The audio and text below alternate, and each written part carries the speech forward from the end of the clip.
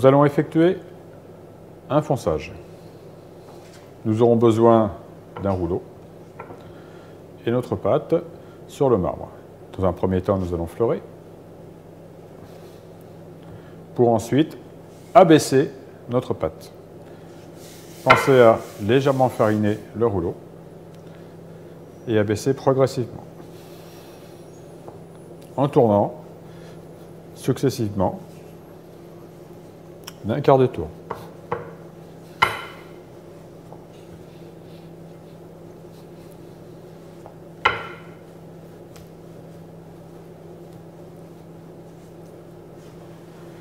Pensez toujours à décoller votre pâte du marbre pour qu'elle puisse s'allonger sans coller au marbre. Toutes les parties qui sont peut-être un petit peu plates ou pas très arrondies, nous appuyons un peu plus ces parties-là pour les arrondir.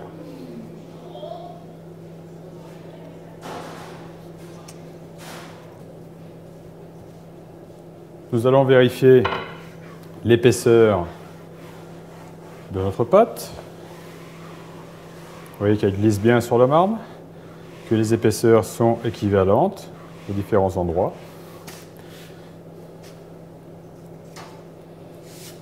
Donc nous allons la rouler sur le rouleau pour ensuite la disposer sur son cercle.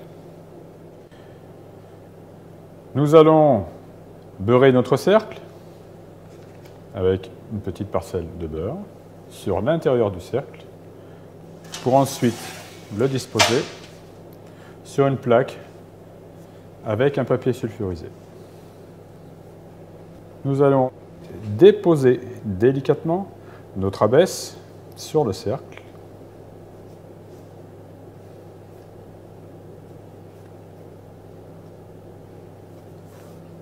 Sans appuyer, ici, nous allons relever la pâte pour la faire adhérer au coin de notre cercle.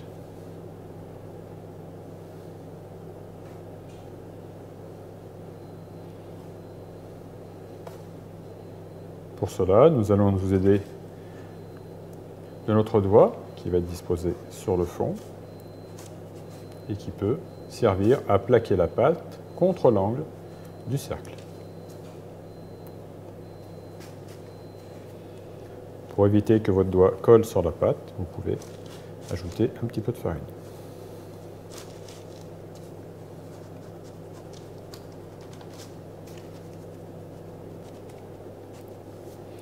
Nous allons effectuer un petit bourrelet sur l'intérieur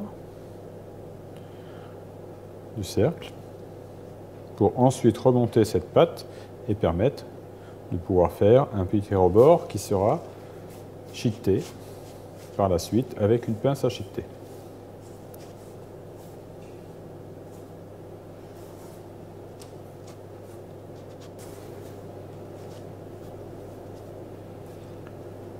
Une fois que les rebords ont été faits, nous allons découper notre pâte en appuyant simplement sur le rouleau.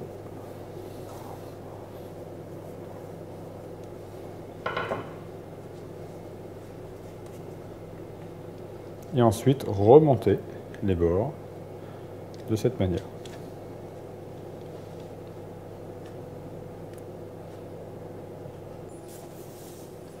Faire attention à avoir un bord qui soit régulier et qui ne déborde pas du bord du cercle. Le cercle devra être enlevé à mi-cuisson.